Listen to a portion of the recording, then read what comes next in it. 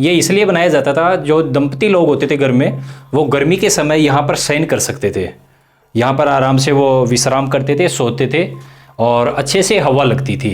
जब बारिश आ जाती थी तो आराम से इसको किवाड़ को खोलकर अंदर शयन करते थे। ये फूल बनाए गए हैं और इनमें बीच बीच में लाल रंगे लगाया गया है। कमरे के अंदर कमरे बने हैं। इसमें ये वाला कमरा है, इसको देखते हैं एक बार। ये शीशे बेल्जियम से पोर्ट किया गया है इन्हें। छोटा सा बॉक्स है, सामान रखा जाता था, संभवतः सौंदर्य प्रसाधन। हवेली की दूसरी मंजिल पर है। ये इधर एक कमरा बना हुआ है। ये वाला देखिए, जैसा एक बरामदे के समान बनाया गया है, ऊपर से पूरा खुला है। ये इसलिए बनाया जाता था, जो दंपति लोग होते थे घर में, वो गर्मी के समय यहाँ पर शयन कर सकते थे। यहाँ पर आराम से वो विश्राम करते थे, सोते थे और अच्छे से हवा लगती थी। जब बारिश आ जाती थी तो आराम से इसको किवाड़ को खोलकर अंदर शयन करते थे। अब अंदर का देखते हैं। हाँ, और इधर दिखाइएगा। गर्मी में यहाँ पर आराम से सोते थे। ये एक गेट लगा हुआ है, इसको बंद करते थे, बंद हो जाता था। यहाँ पर चारपाई लगाकर सोते थे, ऊपर से अच्छे हवा आती थी।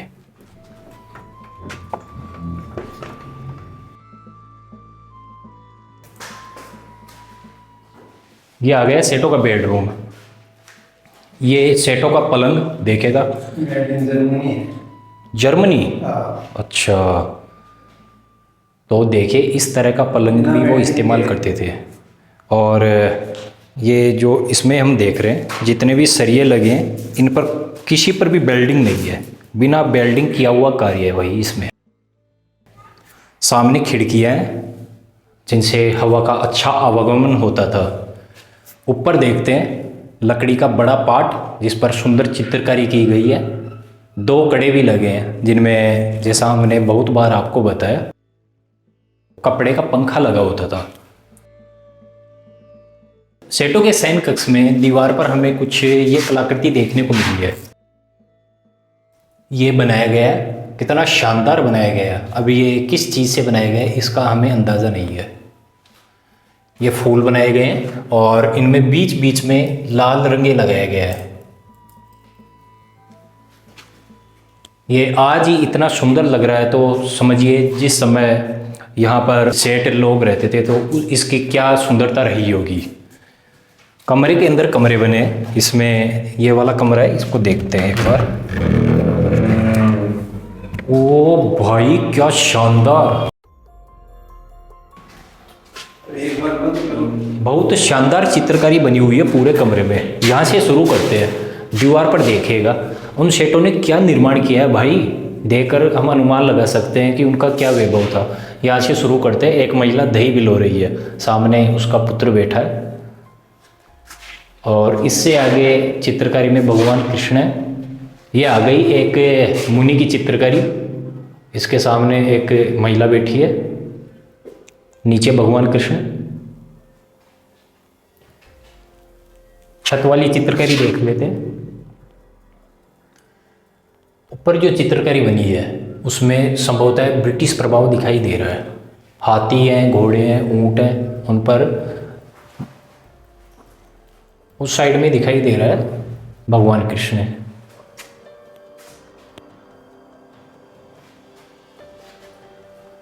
भगवान शिव की चित्रकारी है, गणेश जी महाराज की है। और ये चित्रकारी देखिएगा, ऊंट पर एक महिला और पुरुष सवार है। महिला धनुष बाण चला रही है, पीछे इनके लगे हुए हैं कुछ सैनिक घोड़े पर सवार है। ये ढोला मारू की चित्रकारी है भाई। दीवार पर ये दिखाई दे रहा है समुद्र मंथन का दृश्य है। इसमें देवता और राक्षस हैं, वो मंथन कर रहे हैं। नीचे माता लक्ष्मी की चित्रकारी है। ये जो बीम है इस पर और ये मेहराब है, इनके ऊपर हमें फूल पत्तियों की बहुत सुंदर चित्रकारी दिखाई दे रही है। बहुत बारीक अंकन किया गया है। सामने वाली दीवार पर छोटी छोटी खिड़कियां बनी है। चित्रकारी भी बहुत सुंदर बनाई गई है। ये आला बनाया, सामान रखने के काम में आता था। इसके नीचे दिखाइएगा फूल बनाए गए हैं, फूल पत्तियां, इनका अंकन किया गया है। इधर महिला और पुरुष की चित्रकारी बनाई गई है।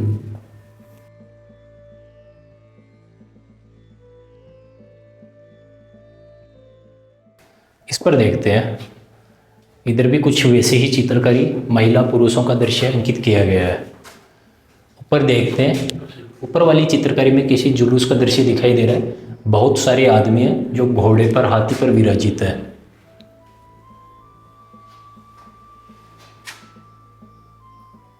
आले में हमें भगवान शिव के पुत्र स्कंद कार्तिकेय, उनका चित्रण देखने को मिलता है। कोने में वो चित्रकारी जिसमें एक वृक्ष पर झूला लगा हुआ है, एक पुरुष इस पर बैठकर झूला झूल रहा है।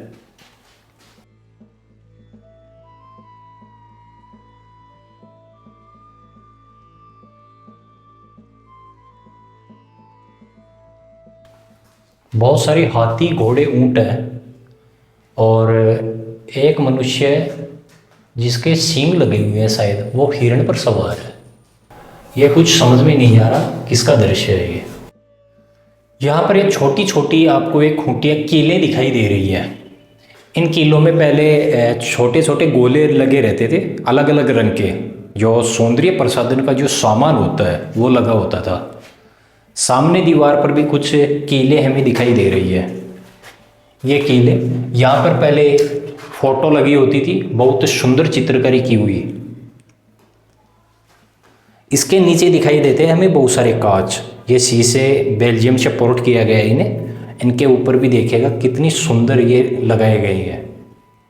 एक छोटा सा बॉक्स है, सामान रखा जाता था। संभवतः सौंदर्य प्रसाधन से संबंधित जो सामग्री होती थी वो इसमें रखी जाती होगी।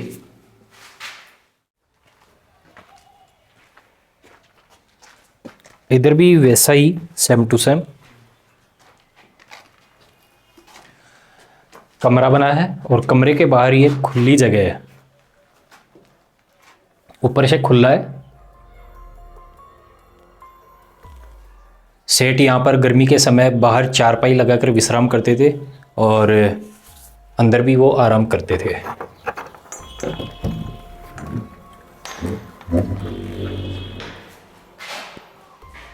वैसा ही कमरा है।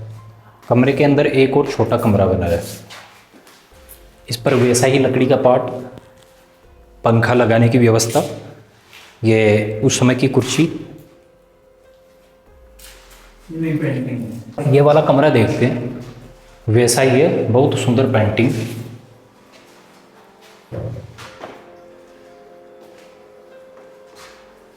भाई ऐसा कमरा हमने पूरे शेखावटी में नहीं देखा। इतनी शानदार चित्रकारी की गई है। यहाँ से दिखाते हैं, थोड़ा जल्दी से दिखा देते हैं।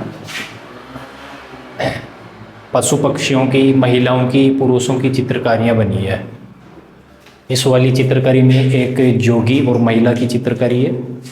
ऊपर राज दरबार का दृश्य है, ये महाराज का दृश्य हो गया। आगे भी वैसा ही भगवान कृष्ण का दृश्य है।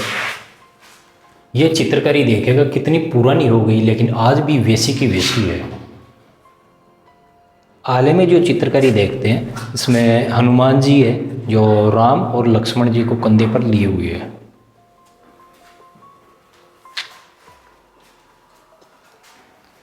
यहाँ से शुरू करते, आले में बनी चित्रकारी जिसमें एक महिला शीशे में अपना मुख देख रही है। इसके ऊपर छोटा सा आला है जिसमें एक पुरुष जो हुक्का होता है वो पी रहा है। स्त्री है जो उसके पग दबा रही है। ऊपर माता लक्ष्मी की आकृति, भगवान विष्णु के अवतारों का दृश्य है। वराह अवतार हो गया और भी अन्य अवतार है।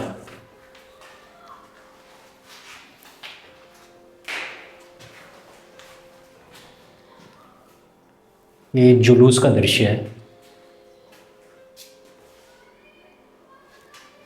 सामने वाली दीवार पर छोटी छोटी खिड़कियां लगी हैं, फूल पत्तियां, मोर की आकृति।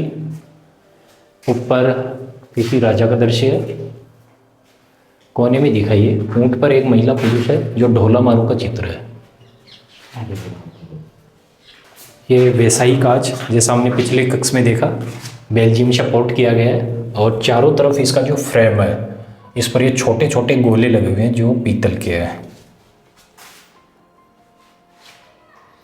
ढोला मारू का चित्र, महिला पीछे से धनुष्बाण चला रही है और जो पुरुष है इसको ऊंट को चला रहा है, पीछे इनके सैनिक लगे हैं। ये एक युद्ध का दृश्य।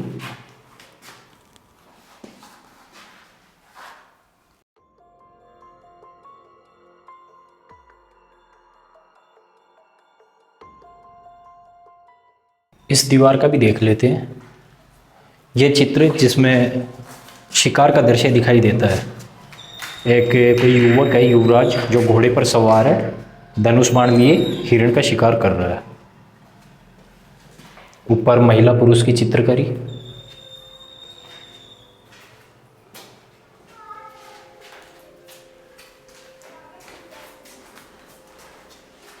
यह किसी प्रेमी जोड़े का दृश्य है।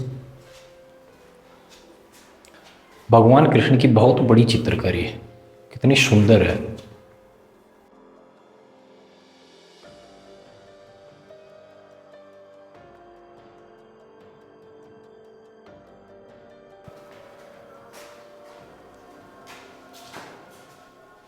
से गिर गई। हाँ, नहीं में कबूतर आ गया, मालूम करे मार के ठोक कर गए। ये वाला कमरा कितना शानदार नज़ारा, बहुत सुंदर चित्रकारी। पहले यहाँ से शुरू करते हैं। कांच लगे हैं जिन्हें बाहर से मंगाया गया है और इसके ऊपर देखते हैं। ये भगवान है, राम जी का चित्र है, राम सीता मैया। भगवान शिव का दृश्य।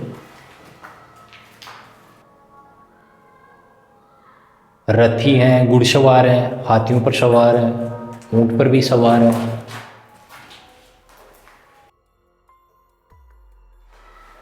कितनी सुंदर पेंटिंग है भाई, फ्रेस्को पेंटिंग है।